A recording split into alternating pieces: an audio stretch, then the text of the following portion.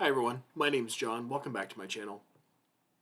I used to review books a lot more often here, and towards the last part of last year, I just got a lot more interested in reading and less interested in writing reviews, so I fell really behind on my goal of writing a review for every single book I finish. Haven't given it up, I'm just, of course, much more behind now because I finished quite a few books and still need to go back and hash out my thoughts about them. But in the meantime, I've also written a couple of reviews about books that I've recently finished. And one of those books is a book that I read for Historathon with a few other people in a Discord group that we have in Historathon. I'll link it below. I read this with Angie, Brendan, and Justin from Triumphal Reads. And we read this. Penelope's Bones, A New History of Homer's World Through the Women Written Out of It by Emily Hauser. I think in the UK this is published as Mythica. It's published under the title of Mythica. Has a similar subtitle though. And I showed everyone my review, everyone in our little group, my review before I posted it, and the consensus seems to be pretty much unanimous. So I don't want to blame anyone else from any opinions that I have, but I think that I'm not the only one that has this opinion. So you can go ask everyone else separately, but we're pretty much all in the same boat here as far as what I think about this book goes. This is Emily Hauser's new book. This came out last year in 2025, over the summer, I think, from University of Chicago Press. They sent me this uncorrected page proof, which has no maps and no illustrations, unfortunately. Well, I mean, it has some, black and white ones. If there are any color illustrations or really good maps, I didn't get any of those because I didn't get the final copy. But this book kind of rides on the coattails of other books that have attempted to integrate Greek and Roman mythology with a reimagination of the lives of women to put them at center stage, from which they've been excluded for a lot of literary history. And as a man who also happens to consider himself to be a feminist, this is an ambitious and I think a worthwhile goal. The main tool she uses to do this is archaeology.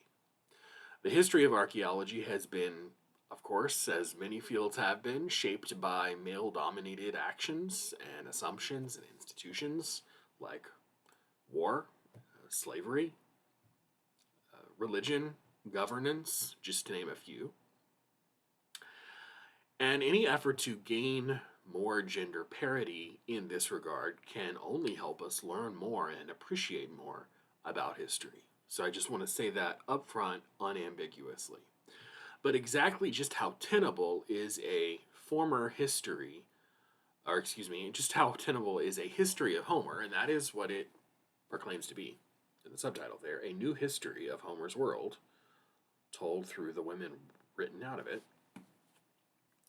How tenable is a history of Homer, especially since the two poems that we attribute to him don't contain a single reference to women that we know to be historical? The subtitle of Emily Hauser's book makes a big claim. It purports to be, quote, a new history of Homer's world through the women written out of it. But only half of this, I think, is true.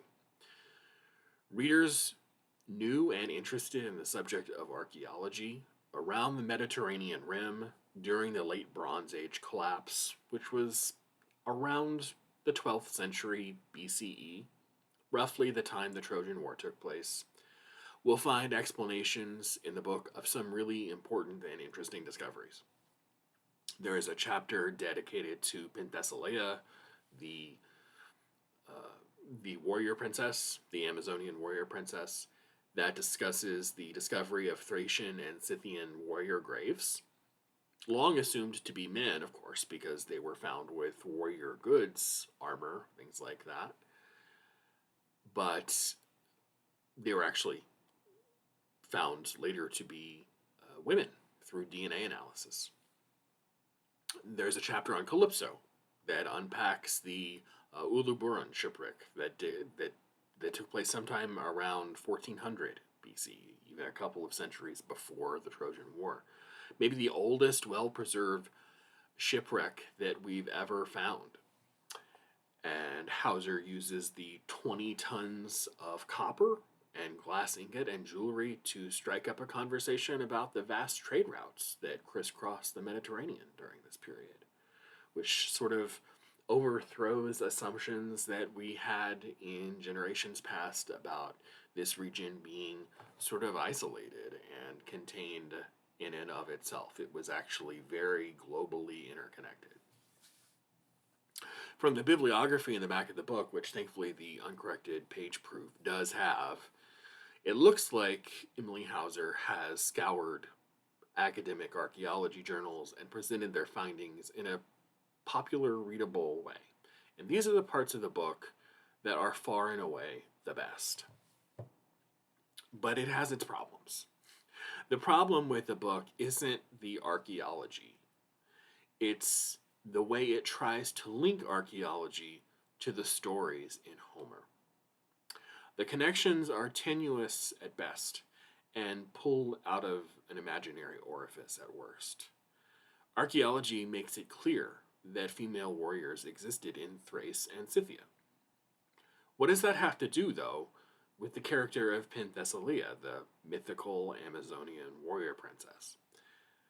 What does the existence of a vibrant textile industry in the region have to say about Circe or Penelope, even if Homer named them both as talented weavers? The unfortunate answer is, as far as I can tell, it has nothing to say about those questions. Time and time again, Emily Hauser goes on a wild goose chase about what real, tangible history and archaeology might have to say about the women in Homer.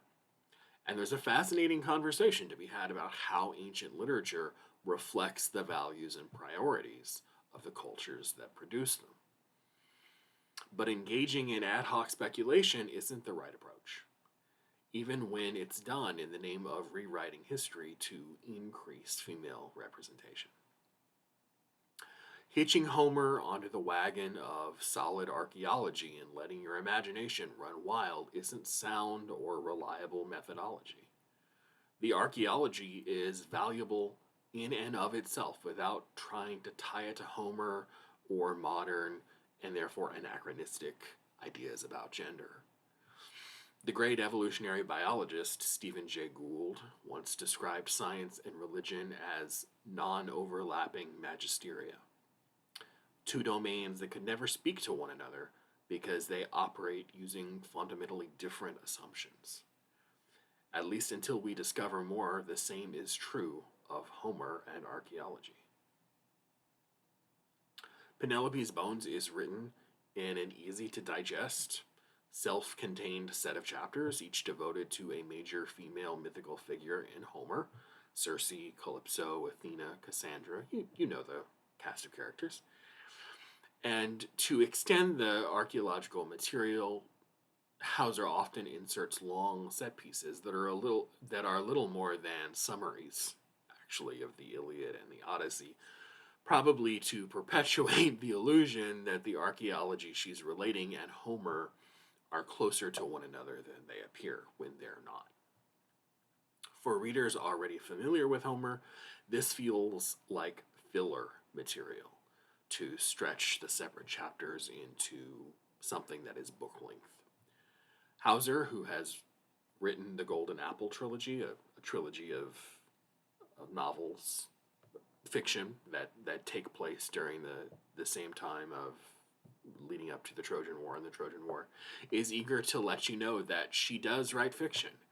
And she mentions her novels no fewer than 3 times, which comes off as grating and self-serving I think, in a book of nonfiction that is trying to tell you about archaeology and Homer. My cynicism leads me to believe the subtitle is a marketing ploy by University of Chicago Press to pull in readers interested in Homer. Though maybe I should be less cynical at the very fact that Homer's name is still thought to increase book sales at all. The fact that it might, the idea that it might, is good. But the combination of women's history, Homer, and mythology makes for a flashy promise. But for all we know, they're subjects that for now can't be reconciled. Repackaged and marketed differently, stripped of the book's Homeric pretensions, this could have been a better book than it is. But as it stands, it makes big promises that it can't deliver on. The failure isn't because Hauser is a poor historian or a poor classicist. Look at her CV. Her academic chops are pretty undeniable. But it's because her project is an impossible one. So this was our group read for February that I read with my friends in the Historathon Discord, and we kind of uniformly, all three of us, didn't really think too highly of it. So those are my thoughts on Penelope's Bones, a history of Homer's world through the women written out of it by Emily Hauser. I'll see you next time with another review. Bye.